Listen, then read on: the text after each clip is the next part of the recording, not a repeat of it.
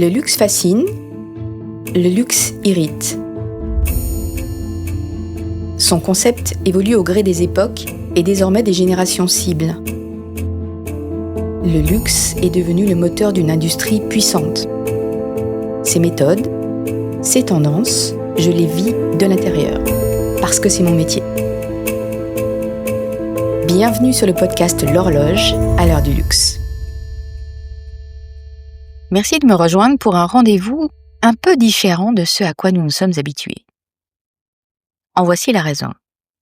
Il y a quelques semaines, j'étais à Genève, au Royal Caroma Café, où je partageais un morceau de panettone avec le GP de l'horlogerie, Grégory Ponce, le fondateur de Business Montre, média redoutable.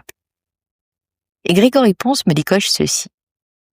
Les épisodes de ton podcast sont inégaux. Parfois, tu fais le job, mais on sent que tu n'y es pas complètement. Moi, j'aime quand ta voix pétille et que tu passes du coup de cœur au coup de griffe avec un bonheur non dissimulé. Je n'en attendais pas moins du sniper de l'horlogerie, de la franchise, asséné en pleine face. Pour mon plus grand bien. Parce que quand il tape dur, Grégory Ponce, ce n'est pas gratuit, c'est pour que la balle rebondisse.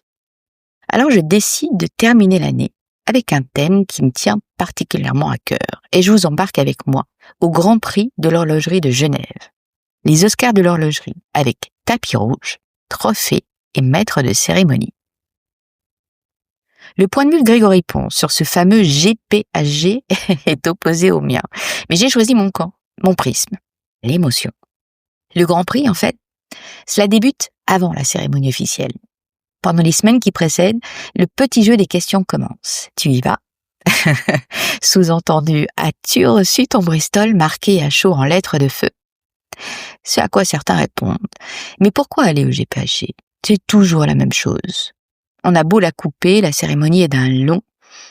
Et puis on sait déjà qui va gagner. Il y a tellement peu de suspense.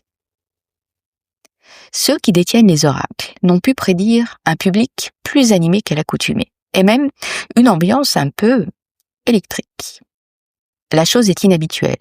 Le Grand Prix, culture suisse oblige, c'est plutôt ça.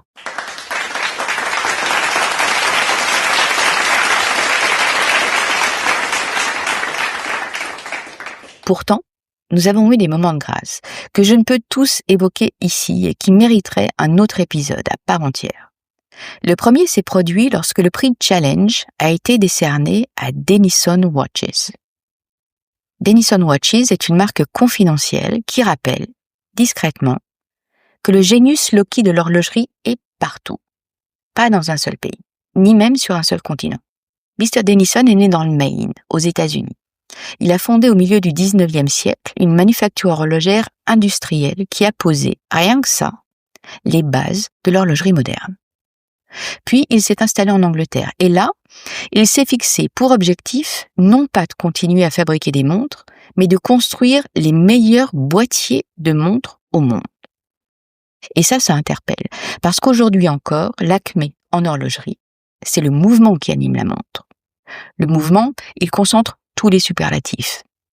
L'absolu de la précision. De records battus en triomphe, c'est le mouvement qui emporte une manufacture horlogère à son apogée. Et lui, Denison, il choisit de faire des boîtiers. Qu'il soit en métal précieux ou pas, le boîtier, c'est un bouclier.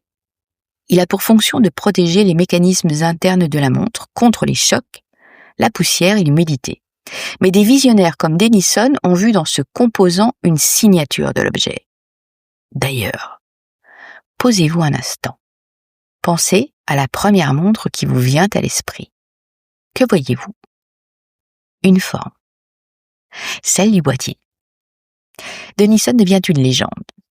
Pourtant, au fil du temps, la manufacture périclite. Ça arrive, même au meilleur. J'appuie sur Forward et nous retournons instantanément en 2025.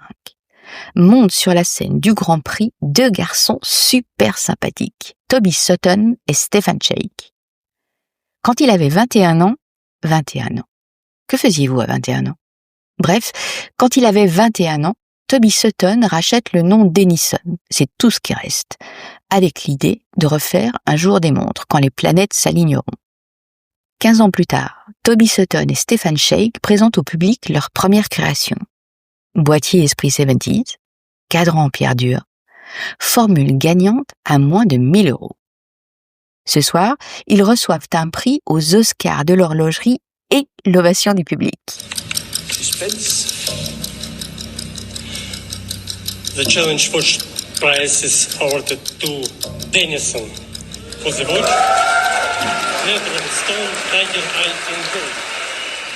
Denison Watches bénéficie d'une cote d'amour acquise en 12 mois seulement. Qu'est-ce qu'on a eu du plaisir? Qu'est-ce qu'on s'est amusé, dit Stefan Sheikh au micro. Et il ajoute. Si on est là, je pense que en grande partie, c'est le design de cette montre. Et là, je peux remercier une personne, qui s'appelle Emmanuel Gate. Je sais pas où il est, je sais qu'il est là, mais Emmanuel, merci. Vraiment. Et quel plaisir de travailler avec toi. À son invitation, Emmanuel Gate se lève. C'est l'homme le plus élégant de la soirée. Il porte une broche en diamant qu'il a dénichée sur un site dont il m'a gentiment donné le nom et zut, je l'ai oublié. Emmanuel Gate est un designer de montres stars pour Audemars Piguet, pour Rolex. Il est charmant, toujours disponible pour un échange, car lorsqu'il paraît, on a envie de lui poser 1000 questions sur le pourquoi de l'esthétique d'une montre. Les médias adorent l'interviewer. Et lui, souvent, il remonte le fil de l'histoire familiale. Il raconte son père, Jean-Claude Gate, ses milliers de dessins, d'aquarelles, de gouache, parce que c'est comme ça que naissent les montres, sur une page blanche. Jean-Claude Gate a dessiné pendant plus d'un demi-siècle des montres inouïes de hardiesse, mais son extravagance était silencieuse. Sous sa patte, l'excentrique ne faisait pas de caprice, et la beauté murmurait. Chez le père comme chez le fils, le design est aussi puissant que limpide. Plus tard, dans la soirée, le prix de la montre femme a récompensé un oursin. Je vous le décris. Un boîtier en or jaune éclatant, couronné de 137 piquants d'opale de feu. L'énergie de ces pierres d'origine volcanique est phénoménale. Le cadran, lui, est en cornaline, d'un orange feel good, saturé de joie de vivre. Il y a tellement de détails à apprécier sur cette montre. Le cristal facetté, la lunette intérieure, légèrement octogonale. C'est du Gérald Ginta pur jus. Gérald Ginta, que l'on surnomme le Picasso de l'horlogerie. Épris de liberté, il disait, je cite, « détester devoir adhérer aux contraintes liées au temps ». En fait, il pulvérisait toutes les contraintes avec sa créativité sans limite. Il est décédé en 2011, mais son épouse, elle, est dans la salle. Et elle connaît mieux que personne la genèse de la montre oursin, la Corse, le farniente, les vacances du Power Couple, parce que si Evelyne Ginta était la muse, elle était aussi la business partner de l'horloger designer. Quelle femme incroyable, Evelyne Ginta. Elle partage aujourd'hui son propre temps entre l'association Gérald Ginta Héritage et ses fonctions d'ambassadeur de la principauté de Monaco. J'étais trop loin pour voir si madame l'ambassadeur a souri quand le maître de cérémonie, Antoine Decaune, a proposé que l'on complète les catégories de prix du GPHG par ses propositions. L'une d'elles étant le prix de la licorne. L'instant était lunaire, mais Evelyne Ginta a peut-être beaucoup d'humour. Du lunaire, on est passé au solaire, avec Caroline Scheufele, coprésidente avec son frère Karl Friedrich de la maison Chopard. Sur scène, alors que Chopard était 2 fois récompensé, ils ont échangé un baiser discret, et dans ce geste fraternel, furtif, tendre, on a vu ce que Chopard est et ce que d'autres ne sont pas. On parle ici de 3 générations qui vivent et qui vibrent côte à côte. Ce soir, la création Chopard qui remporte le prix de la montre sport est un projet familial. C'est un modèle de 1982 qui a été repensé avec un boîtier mais aussi un mouvement, tous deux réalisés en titane céramisé. J'imagine les conversations familiales autour du titane céramisé, obtenu par oxydation des couches superficielles du titane à des températures extrêmes. J'imagine les repas d'anniversaire. Et aussi Karfreitag, Ostermontag, Nikolausfest, Weihnachten.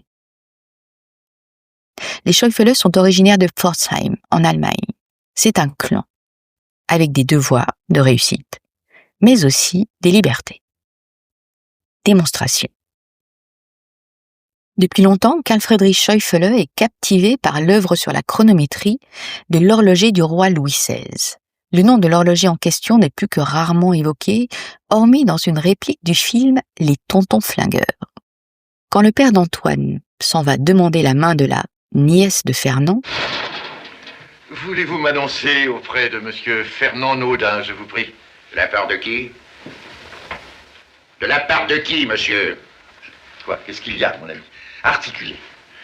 De la part de qui, monsieur ? De la part du président de la foi. Le père d'Antoine de la Foi. » Il voit une horloge dans le salon et s'exclame « Oh, fin 18e, de Ferdinand Berthoud. » Carl Friedrich Scheufele achète la marque Ferdinand Berthoud en 2006. Un achat émotionnel, évoquera-t-il en toute franchise. C'est désormais une marque de collectionneur. De son côté, Caroline Scheufele est profondément attachée aux pierres précieuses et à la haute couture. Et elle fait ce constat. Aussi somptueuses soient-elles, les robes des stylistes ne font pas la part belle aux bijoux qui, eux, sont peu mis en valeur. Qu'à cela ne tienne. En 2023, elle crée Caroline's Couture, sa propre ligne qui initie un dialogue d'égal à égal entre haute joaillerie et haute couture. C'est beau l'indépendance. De consécration en consécration, la soirée se poursuit, tandis qu'Antoine Decaune connaît des problèmes de prompteur, ce que le public, bien élevé, pardonne la première fois. Mais au bout de 3 fois, cela fait beaucoup à pardonner, même au bon ami de Stéphane Escher.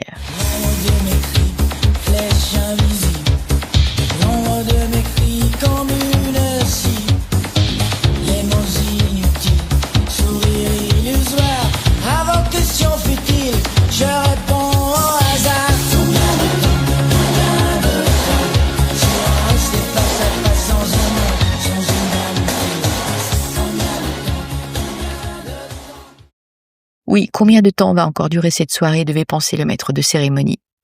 La saïd n'est pas venue de lui, mais d'un horloger chinois de 25 ans, Dai Xinyan, le fondateur de la marque Famalhut. Il a reçu le prix de l'audace pour sa pièce, la Möbius, qui est plus qu'une montre. C'est un univers, avec un mouvement de type capsule qui se déploie comme une cité mécanique, mais microscopique la cité. Dans ses remerciements, Dai Xinyan glisse qu'il avait la volonté avec cette pièce de donner une autre vision de ce qui est fabriqué en Chine. Il fallait le placer.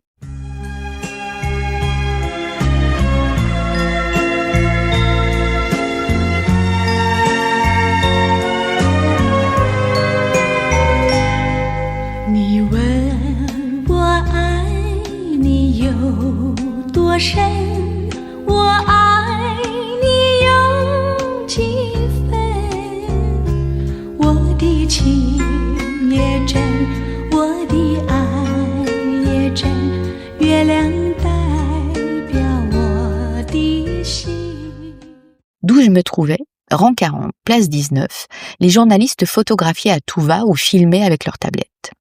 Quand un énergumène nous a intimé l'ordre de cesser, car la lumière de nos appareils le gênait. Il souhaitait regarder la cérémonie en paix. Un fan de Stephen Asher, sans doute. Le ton est monté, quelques insultes ont fusé, et il s'en est fallu de peu pour qu'on ne soit obligé d'intervenir physiquement, au GPHG. Puis, le calme est revenu. Et Breguet a décroché le Graal. Le Grand Prix de l'Aiguille d'Or pour sa montre classique, souscription 2025. Je vous la décris. Une architecture à la sobriété raffinée. Un cadran blanc, en émail grand feu, qui accueille en son centre une aiguille unique. Vous avez bien entendu, une seule aiguille pour donner les indications. L'extrémité effilée de cette aiguille survole les chiffres des heures et le chemin de fer exécuté en émail petit feu noir sur une base en or. Le chemin de fer, c'est l'échelle circulaire des minutes, cette ronde de traits à la périphérie du cadran qui fait penser à des rails, d'où son nom. Ici, le graphisme du chemin de fer est spécifique. Il indique les heures et le marquage des 5, 10, 15 et 30 minutes. Quelle pièce! Cette lecture du temps a une aiguille, l'aiguille Breguet elle-même, élancée en forme de pomme évidée, dont l'acier a été bleui à la main, l'or du boîtier aussi, l'or Breguet, chaleureux, subtilement rosé, et le galbe de la montre, le calibre, décoré d'un nouveau type de guillochage baptisé quai de l'horloge. On pourrait y passer des heures, mais je m'arrête. À la vue de cette montre complexe mais si pure, je pense aux mots du physicien Étienne Klein. Selon lui, une montre ne mesure pas le temps en soi, elle le spatialise. Le mouvement des aiguilles, ou ici de la mono-aiguille, matérialise le temps qui passe. Elle l'habille, ou le dissimule. Car selon Étienne Klein, le mystère du temps reste intact. C'est un peu du mystère de l'horlogerie qui s'en va avec Nicolas Foulkes, historien, journaliste, auteur, personnage superlatif à tout point de vue comme je le décris dans l'épisode 3 de l'horloge. Président du jury du GPHG pendant de nombreuses années, des années animées, des années fertiles. Mon président, en 2022, avec tout ce que cela comporte de merveilleux souvenirs. Il tire ce soir sa révérence. Il est ému devant l'hommage rendu par le président de la fondation du GPHG. Les mots d'affection de Raymond Loretan le touchent, ainsi que l'assistance qui semble sincèrement sous le coup de l'émotion, car l'horlogerie est une famille. Certains y voient trop de proximité, un entre-soi. Peut-être une forme de complaisance, mais peut-on parler de famille en haute couture, en haute joaillerie? Dans le cinéma peut-être, parce que l'origine et l'évolution de l'horlogerie et du cinéma sont autant de marqueurs du génie humain. D'un côté, les procédés de projection d'images animées, dès l'Antiquité, de l'autre, les clepsydres, les cadrans solaires. À chacun ses pères fondateurs, Thomas Edison, Jean-Antoine Lépine, Ferdinand Berthoud, Auguste et Louis Lumière, John Arnold, Abraham Louis Breguet et bien d'autres, à qui l'on doit tant. Ce voyage millénaire, au cœur de l'innovation technique, mais aussi esthétique, sociétale, culturelle, est de nature à forger un attachement qui lie de façon intime les amateurs, les collectionneurs et tous les porteurs et les passeurs de montres. La famille de l'horlogerie s'agrandit. Elle se recompose. La planète est sa maison. Elle reste une famille qui assure les fonctions de production, de solidarité, de transmission et d'affection. Alors ne boudons pas notre plaisir. Heureux ceux qui sont unis par l'attachement qu'ils portent à la montre, objet grave et sensible. Je terminerai par ces mots de John Bowlby, le père de la théorie de l'attachement. Personne n'est fait pour être seul. Nous avons tous besoin de quelqu'un. Pas besoin de se presser, pas besoin de pétiller, pas besoin d'être quelqu'un d'autre que soi-même. Vous venez d'écouter un épisode de l'horloge à l'heure du luxe. On se retrouve très vite pour la prochaine thématique qui donne le ton du moment. Si vous avez aimé cet épisode, n'hésitez pas à en parler et à le noter sur Spotify et Apple Podcast. Un 5 étoiles, oui, pour être à l'heure du luxe. Donnez-moi de vos nouvelles sur le compte Instagram l'horloge podcast. À bientôt!